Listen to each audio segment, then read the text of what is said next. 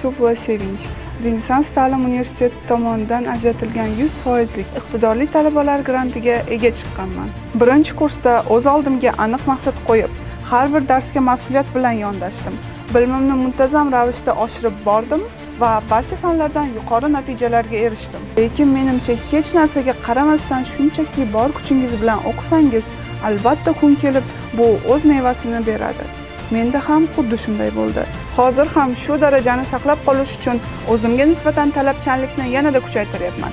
Oldinga qo'ygan maqsadlarimga yetish uchun har tomonlama harakat qilaman va menga bildirilgan ishonchni to'liq oqlashga bor bilimimni sarflamoqdaman. Agar siz ham o'z bilimlaringizga ishonsangiz, keling, safimizga qo'shiling va Renessans ta'lim universitetida grant asosida tahsil oling.